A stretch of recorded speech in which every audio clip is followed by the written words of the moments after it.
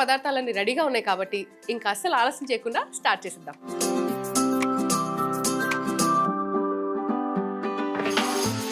ముందు స్టవ్ వెలిగించుకొని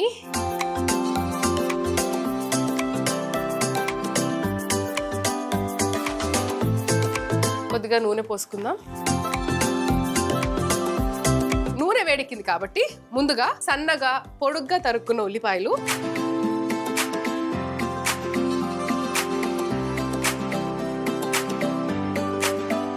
అయితే ఎగ్ ప్యాటీస్ చేసుకోవడానికి ముందుగా ఒక కర్రీ చేస్తున్నాను నేను. ఏంటక్క ఎగ్ ప్యాటీస్ అని కర్రీ చేస్తున్నావేంటి అంటున్నావా? అంటే కొందరు ఎగ్ ప్యాటీస్ అని అంటారు, అంటే బయట చాలా మంది ఎగ్ ప్యాటీస్ అని అంటారు, కానీ మన భాషలో మన వాడుక భాషలో చెప్పాలంటే నేను చేస్తుంది ఎగ్ పఫ్. ఎస్, ఏంటి అవాక్ అయ్యారా? షాక్ అయ్యారా? అయినో షాక్ అవుతారనే వేరే పేరుతో తీసుకొచ్చా.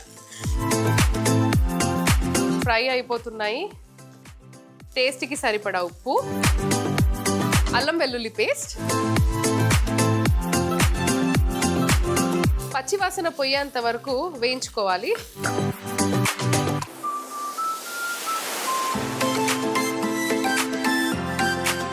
ఇప్పుడు కొద్దిగా పుదీనా, కొద్దిగా కొత్తిమీర, కొద్దిగా కరివేపాకు,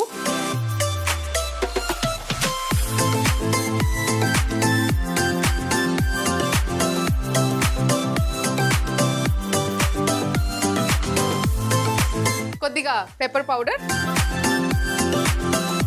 పసుపు, గరం మసాలా, జీరా పౌడర్, ధనియా పౌడర్,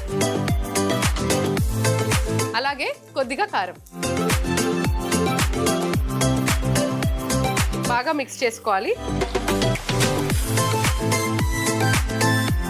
దీన్ని కొద్దిసేపు చల్లారనివ్వాలి. ఎలాగో మనము ఎగ్ ప్యాటీస్ చేస్తున్నాం కాబట్టి ఆ ఎగ్ ప్యాటీస్ కూడా ఇదే స్టీమర్ లో పెట్టబోతున్నాం. సో ఇక్కడ నేను బాయిల్డ్ ఎగ్స్ తీసుకున్నాను. వీటిని ఇలా సెంటర్లో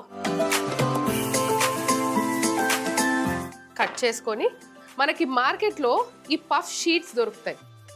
వావ్, చూడండి ఎంత నీట్గా ఉందో. ఇంట్లోనే బేకరీ ఐటమ్స్ అన్నీ కూడా హ్యాపీగా చేసుకోవాలి అంటే ఇలా రెడీమేడ్గా ఏవైతే ఉంటాయో అవి తెచ్చుకుంటే మనకి టైం కూడా సేవ్ అవుతుంది.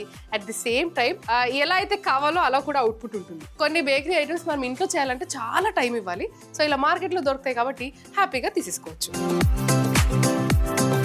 పఫ్ షీట్స్కి ముందుగా ఇలా వాటర్ని స్ప్రెడ్ చేసుకోవాలి. ముందుగా మనము ఈ స్పైసీ కర్రీని సెంటర్లో ప్లేస్ చేయాలి.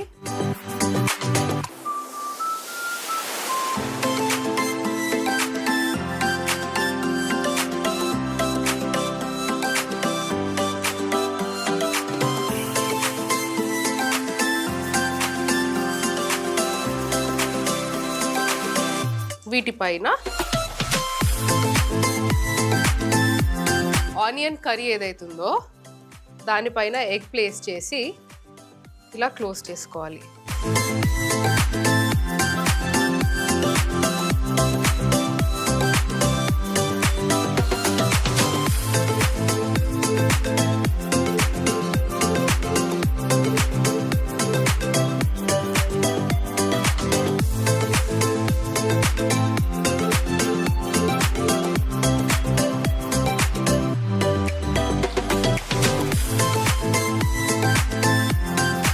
ఇప్పుడు స్టవ్ ఆన్ చేసుకోవాలి.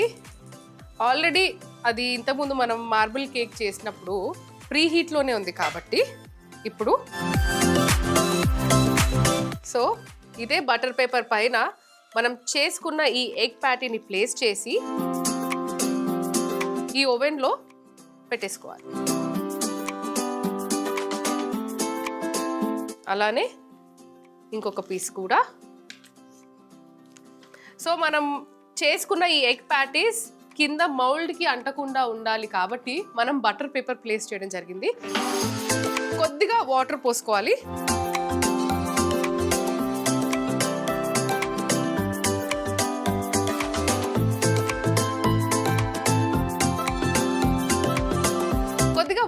పోస్తే ఆ లేయర్స్ అనేవి ఫామ్ అవుతుంది, కొంచెం పఫీగా కూడా మన ఎగ్ ప్యాటీస్ అవుతాయి. అంటే ఎగ్ పఫ్ ఎలా అయితే మనకి బేకరీస్లో దొరుకుతుందో అలానే కావాలి అంటే కనుక so this is the procedure. కొన్ని వాటర్ పోస్తే ఆ లేయర్ పఫీనెస్ అనేది వస్తుంది. సో ఇప్పుడు క్లోజ్ ఇట్. అండ్ ఇప్పుడు హై ఫ్లేమ్లో బేక్ అవ్వాలి కాబట్టి పెద్ద స్టవ్ పైన షిఫ్ట్ చేసుకుందాం. సో ప్రతి ఒక్కరి దగ్గర ఓవెన్ ఉండాలి, లేదా ఓవెన్ యూజ్ చేయాలంటే కొంచెం భయపడుతూ ఉంటారు కొందరు. సో అలా కాకుండా కిచెన్లో ఉన్న సామాన్లతోటే మనము ఇవన్నీ చేసుకోవచ్చు బేకరీ ఐటమ్స్. మనము ప్రెషర్ కుక్కర్లో కూడా చేసుకోవచ్చు, కాకపోతే గ్యాస్కెట్ అనేది తీసేయాలి. అంటే లోపల ఏదైతే రబ్బర్ ఉంటుందో అది తీసేసి చేసుకోవాలి. ముందుగా మనము ప్లేటింగ్ చేసేసుకుందాం.